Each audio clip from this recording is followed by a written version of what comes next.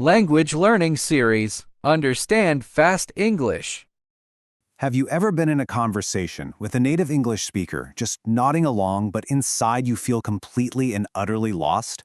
Well, you are definitely not alone.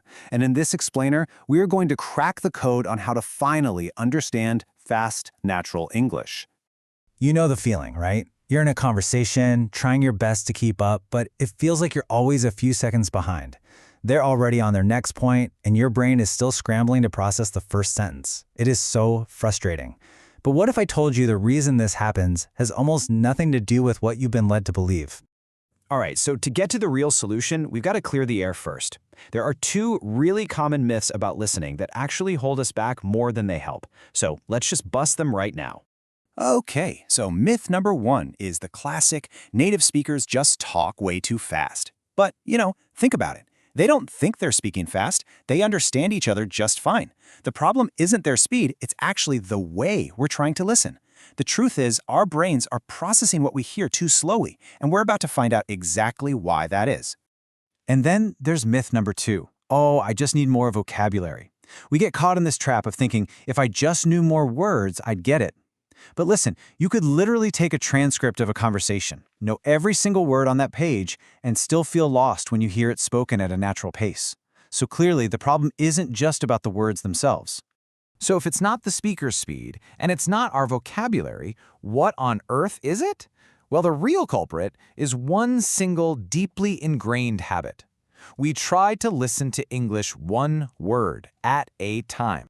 And hey, this isn't your fault. It's actually a side effect of how most of us learn languages in school. We learn from textbooks, we memorize vocabulary lists, and we translate things word by word. And that's a fantastic strategy for reading. But for listening, it's a terrible, super inefficient strategy. So to really understand why this word-by-word habit is so bad for us, we need to take a quick look at how our brains are actually wired to handle language. And honestly, the best way to picture this is with a simple analogy: the warehouse and the factory. So think of your long-term memory as this giant warehouse. It stores all the words and grammar rules you've ever learned. But the active listening part, that happens in what's called your working memory. This is like a small factory floor. It's where you take the sounds you hear and you assemble them into meaning. But this factory has one huge limitation. This number, 4, is so important. Your working memory, your brain's little factory, can only hold and process about 4 units of information at any given time. And notice I said units, not words. This is the bottleneck, and it explains everything. Let's see what happens when you're using that old word-by-word habit. You hear the word I. Boom, that takes up one slot in your factory. Then you hear try. That's slot number 2. 2, slot 3. See, slot 4. And just like that, your factory is full. Your brain hits overload before the speaker can even get to the next word, and you start forgetting the beginning of the sentence. But now, watch what happens when we change the strategy. What if, instead of single words, you treated a meaningful group of words, a phrase, as just one unit? You hear, I try to see them, bam, that's just one slot. Then you hear, as much as possible, that's a second slot. Look at that, you've processed the entire idea and you still have 2 slots free, ready for whatever comes next.